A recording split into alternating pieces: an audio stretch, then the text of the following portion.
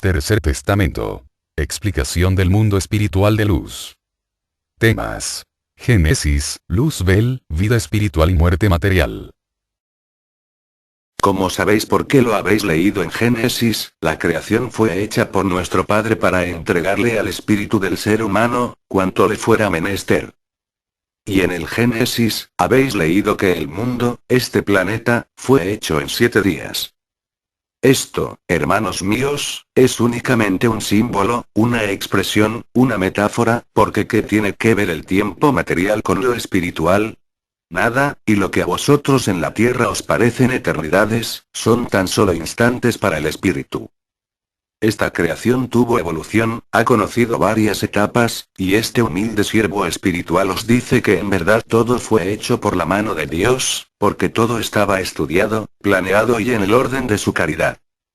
Retrocedamos hasta antes de que comenzaran los tiempos, hermanos míos. Nuestro Padre, en el más allá, estaba circundado por los arcángeles, y vosotros habéis dado el nombre de Luzbel a uno de aquellos seres, porque es de una belleza extraordinaria, de una luz hermosa.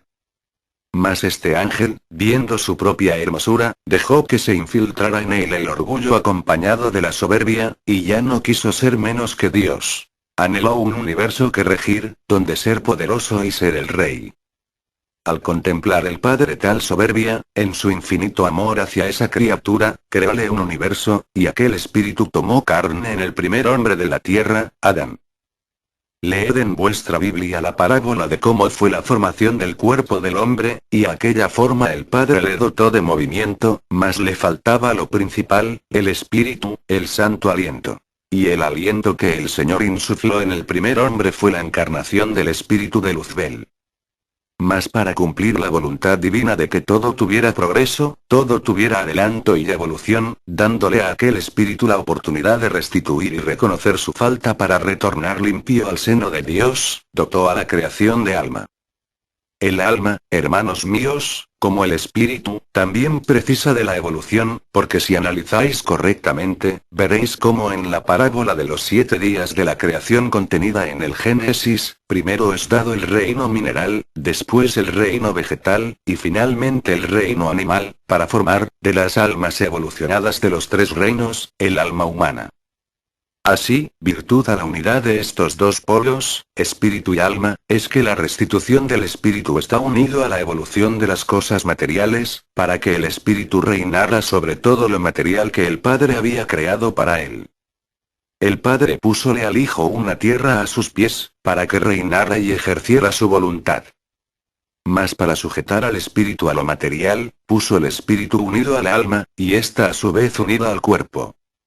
El hombre está hecho a semejanza de Dios, Él lo ha revelado en su palabra, sois a imitación de Dios, en vosotros están 3 potestades, y estas potestades están en vosotros a semejanza de los 3 tiempos.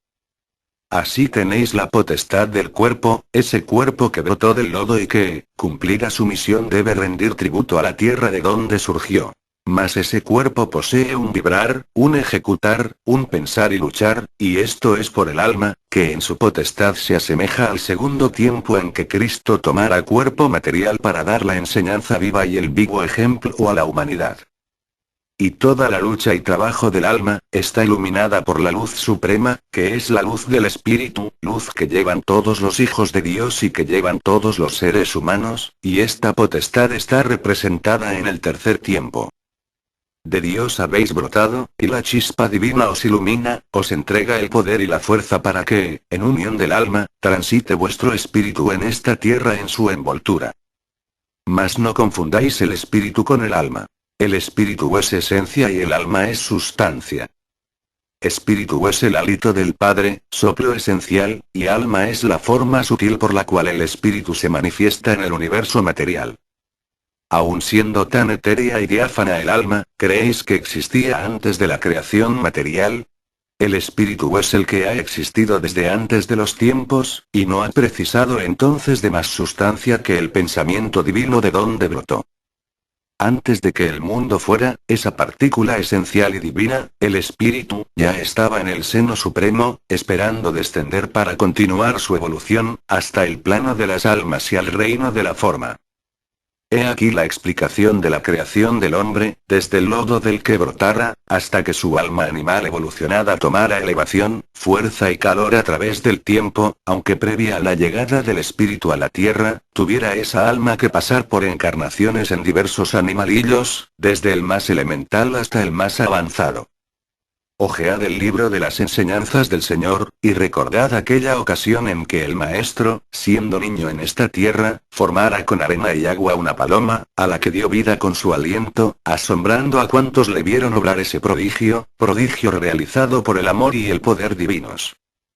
Esta tierra fue el paraíso formado por la mano de Dios, fue verdadero recreo para Adán y su compañera Eva, un jardín donde los frutos estaban entregados en sus manos, y toda la creación tributaba y entregaba a esa pareja humana, la tierra les entregaba todo para su manutención y para lo que les fuera menester en la vida. Y llegó de nuevo la tentación al espíritu ya encarnado, mas no os confundáis, hermanos míos, porque muchas consejas os dicen que la tentación era Luzbel y no, hermanos queridos, Luzbel es el símbolo del ángel caído por la desobediencia, por la soberbia, y ese ángel caído os simboliza a todos vosotros, los seres humanos. Ved cómo la tentación no es únicamente para el espíritu, la tentación está en el deseo carnal que se introduce en los corazones de la humanidad y este deseo carnal completamente materializado que os llega de las más bajas esferas, ha penetrado cada vez más en la humanidad, y todo cuanto el Padre puso en este paraíso, lo habéis perdido por haberle dado aposento a la tentación y a la desobediencia. Recordad cómo en Génesis se os relata que la advertencia de no tomar fruto prohibido estaba dada a Adán y Eva, y el fruto prohibido es símbolo de la ciencia que el hombre nunca debió haber probado, y la serpiente es símbolo de la tentación y de las bajas inclinaciones de la carne. Y así sucedió, hermanos. La serpiente, la tentación, os presentó ese fruto lleno de veneno, lleno de bajezas, y al probarle, el hombre perdió el paraíso que le había entregado el Padre para recreo y evolución. Y esa tentación ha sido vuestro enemigo, hermanos, porque debéis saber que en hebreo enemigo se dice a Satán, y Satanás, ese nombre con que muchos han querido personalizar al mal, es el símbolo de vuestra perdición, porque habéis llegado a perder el paraíso debido a la tentación, a vuestro enemigo. Os insisto una vez más, hermanos, no confundáis esa tentación, ese enemigo con Luzbel, el espíritu que encarnara en Adán. No podéis leer en ninguno de vuestros libros del arrepentimiento tan grande de Adán, porque todavía en ese tiempo primigenio, los primeros hombres escuchaban y contemplaban la faz del Señor. Grande fue el arrepentimiento de Adán, y grande fue su restitución, porque en el momento en que equivocara el camino por la desobediencia y por caer en la red de la tentación carnal, descendió el plano en que él se encontraba. Y la simiente de Adán fueron Caín y Abel, engendrado Caín por la tentación carnal, y Abel, engendrado por la caridad de Dios a través del arrepentimiento de Adán, porque la compasión del Padre fue en él, y el Señor le dio un hijo engendrado en la luz del Espíritu Santo. He aquí, hermanos, explicado el principio del mundo, y desde ese principio encontraréis los dos caminos, el camino del bien y el camino del mal. El camino del bien, engendrado por el amor de Dios con todas las virtudes y representado por Abel, y el camino del mal, representado por Caín, convirtiendo todas las virtudes en pecado. Al contemplar Caín que su hermano Abel era iluminado y mimado por Dios, dejó que en su corazón penetrara el odio, la envidia, la soberbia y la mala voluntad, y esperó la primera oportunidad para dar muerte traicioneramente a su hermano. Después de consumado su crimen, y al escuchar la voz del padre que le preguntaba: Caín, Caín, ¿dónde está tu hermano? La mentira estuvo en los labios del fratricida, opacando con su mentira otra de las virtudes, la verdad, al contestarle a su señor: ¿Soy acaso yo el guardián de mi hermano? La misericordia de Dios es infinita, como bien lo sabéis vosotros, hermanos amados, y por ella, de aquel hijo soberbio y pecador fueron engendradas las generaciones humanas, y de su simiente surgió un hombre con el nombre de Enoch, y en este hombre fueron las complacencias del Padre. En Enoch se manifestaron con amplitud las virtudes, y de la simiente de él así como la de otros de sus hermanos, fueron fecundadas las tierras, poblándose el mundo, mas siempre combatiendo el mal al bien. Al ver al Señor que en esa lucha era mayor el mal que el bien en sus hijos a los que había entregado un átomo de sí mismo, grande fue su celo y su justicia, enviando Dios el diluvio universal al mundo, mas el Padre permitió que Noé, el justo, se salvara junto con su familia y toda especie de animalitos, y de esa salvación ha brotado toda la generación que hasta hoy puebla vuestro mundo. Fueron 3 los hijos que engendró Noé, y de estos 3 hijos fue sembrada la tierra con su semilla, tal y como el Padre se los había anunciado, esparciéndose por todo el planeta en diversas razas, colores y credos. Pasados los 40 simbólicos días del diluvio, puso el Señor como señal de reconciliación con la humanidad el arco iris en el cielo, simbolizando con 7 colores las 7 virtudes que son los 7 espíritus que rodean al Padre, y que son las formas en las cuales se ha manifestado Dios en la tierra. Ese arco iris es señal de paz y cordialidad entre el cielo y la tierra.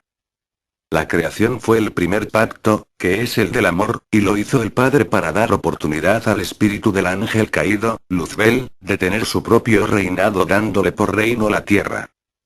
El segundo pacto, hermanos míos, es decir, la segunda virtud que se hizo sentir en la tierra, fue la misericordia, porque al contemplar cómo las aguas exterminaban a sus hijos rebeldes, gran misericordia brotó del corazón del Padre, prometiéndole a sus hijos, que ya nunca permitiría él la prueba del exterminio total, y que no tocaría más su justicia a la madre tierra, porque en ella reinaría la misericordia divina.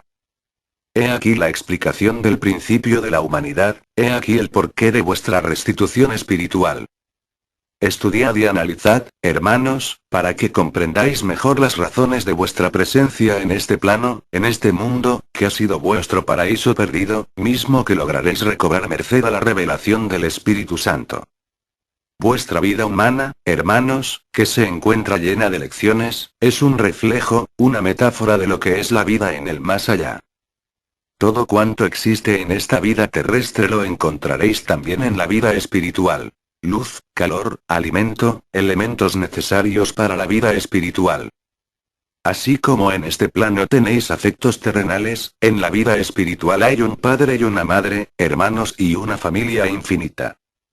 Hay, hermanos, muchas moradas en la casa del Padre, muchos senderos, hay goce y dolor, hay riqueza mas también mezquindad.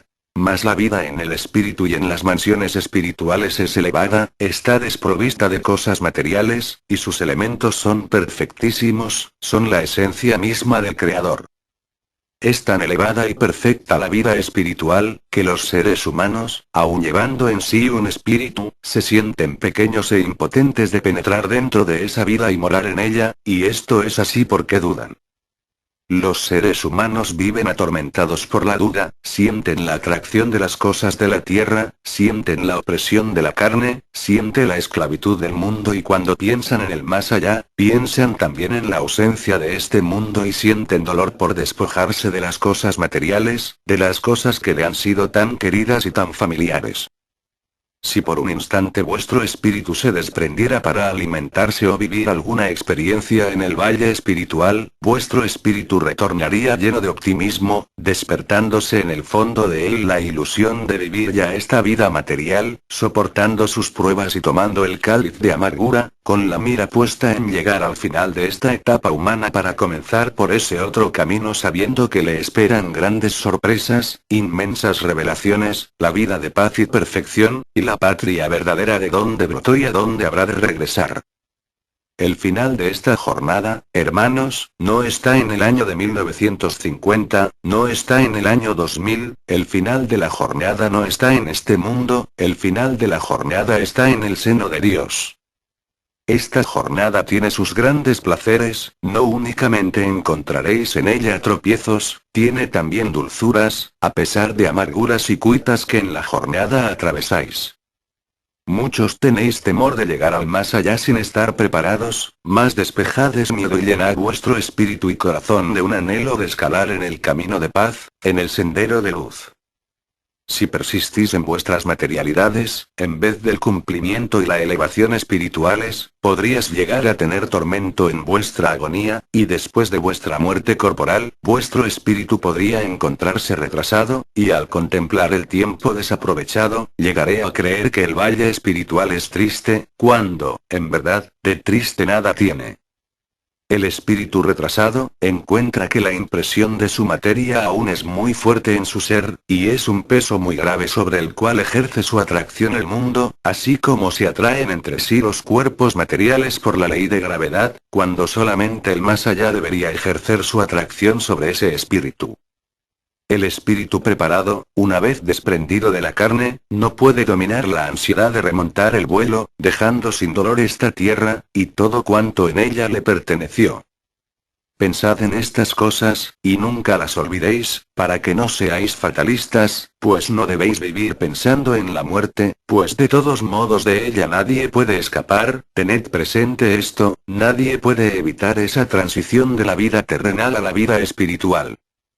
Oíd, espiritualistas, pedestales, labriegos, porque nadie sabe su hora, lo mismo puede llegar a quien estuviere en la niñez como al que se esté en la ancianidad, y hay que saber aguardarla, con preparación y con respeto, para que vuestra sandalia no lleve el polvo inmundo del pecado.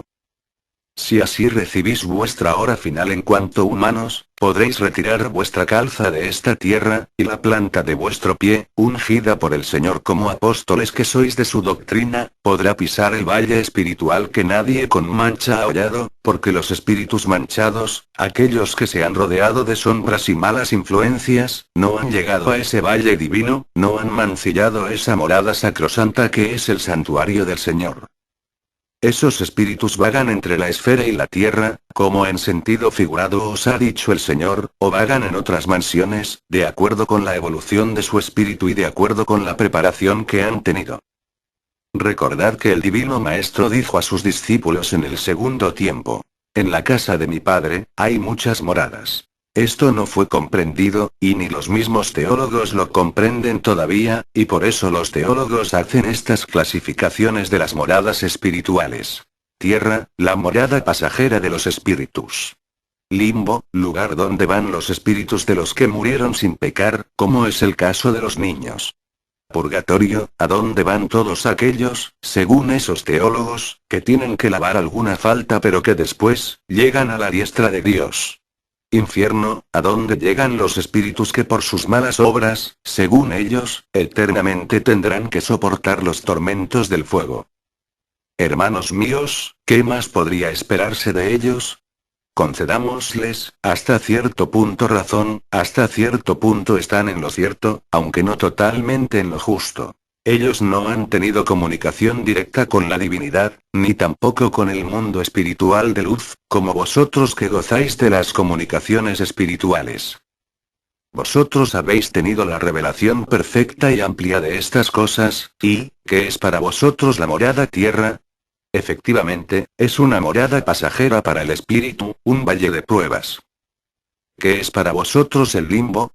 Poco o nada se ha hablado de esto, pero ciertamente existe en lo espiritual una situación, una circunstancia, no un lugar, para aquellos espíritus, que, por una causa u otra, vinieron a encarnarse, y unos por accidente o por descuido, tuvieron que volver al valle espiritual para volver a encarnar pronto, y existen otros espíritus, los cuales están ya únicamente esperando el momento preciso para encarnar, que tienen así su morada especial. ¿Y qué es para vosotros el purgatorio? Para vosotros es el valle espiritual en donde, por un tiempo, se restituye, sea en esta tierra, sea en el más allá, sea a través de la materia en distintas formas, sea solamente como espíritu, también en diferentes formas, en el más allá. Y el infierno, hermanos míos, ¿existe para los espiritualistas trinitarios marianos? Seguro estoy de que todos decís en vuestro corazón y en vuestro espíritu que no, y yo os digo: tenéis razón, hermanos, no existe el infierno. Dios, que es amor, amor y solamente amor, nunca ha creado un tal lugar para castigar a sus hijos. Dios, que es todo amor porque es el Padre, nunca ha negado su perdón a criatura alguna, por grave y grande que sea la ofensa inferida a su divinidad, y si Él somete a sus hijos, por un tiempo, al dolor y al juicio, estos nunca son eternos. ¿Cuánto, pues, podrían durar el juicio, la sentencia y el dolor para un espíritu? Según la magnitud de su falta, y según el tiempo que tarde en llegar a escuchar la voz de la conciencia, y de ahí al arrepentimiento y a la reparación de su falta. Si Dios no le concediera al pecador la oportunidad de reparar su error, de arrepentirse, de purificarse por sí mismo, no sería perfecto como Dios, pues tampoco sería perfecto como juez. Aquel que sienta tener sobre sí una restitución y un juicio tremendos, es que no alcanza a comprender hasta dónde fue la magnitud de su ofensa, y no es que Dios le castigue, ni mucho menos, no es que Dios se esté vengando de aquel, es que Dios quiere que reflexione, que sienta lo que ha hecho, que reconozca su gran error, su degeneración, y esto es amor, pues si aquel no recogiera las consecuencias de sus faltas, no podría comprender sus errores, e iría de mal en peor hasta caer en el abismo. Mas en el camino de los pecadores, se presenta el dolor que es licor que purifica, que es bálsamo. Y cuántas veces ese dolor cruento que hace blasfemar a los hombres es salvación, es la mano que le aleja del abismo, el dedo que cierra sus labios a la imprecación, y es la balanza que le pesa para enseñarle la medida. Nunca debe existir entre vosotros la idea del infierno, porque Dios eternamente está esperando a que la conciencia del Hijo despierte, que el arrepentimiento sea en el pecador, que la reparación de la falta se lleve a cabo para que, entonces, aquel pueda llegar como el hijo pródigo de la parábola, a recibir la mejor caricia de su padre. Si alguien os dijera que sí existe el infierno, respondedle que, en tal caso, todos los hombres deberíais estar en ese infierno porque ¿quién puede saber todo lo que ha hecho? ¿Quién puede saber la magnitud de sus faltas ante el Señor? Mirad cuán diferente es para vosotros esa noción, ese infierno, ese perdón negado y qué es lo que el Señor os ha confiado. La reencarnación del Espíritu. Cuando todos los hombres, los teólogos y los sacerdotes incluso, reconozcan y acepten esta idea, que más que idea, es ley justa de perdón y amor, entonces podrán responder muchas preguntas, aclarar muchas dudas e ignorancias, solucionar muchos problemas. Ved cómo se obstinan en no aceptar la reencarnación del espíritu, cuando ésta ha existido desde los primeros tiempos. Si la aceptaran, no estuvieran esperando un lugar de dolor, en donde carecen de la oportunidad de limpiarse, de alcanzar el progreso, lugar a donde un día habrían de caer, no reencarnando, en un lugar muy lejos del Señor, que es lo que ellos conciben para los que no saben esta enseñanza. Pero Dios, en su infinita justicia, ha entregado esta ley que se manifestó claramente en algunos casos, desde el primer tiempo, después en el segundo, y ahora plenamente en el tercero, a través del espiritualismo, y a través de, ¿por qué no decirlo?, el espiritismo.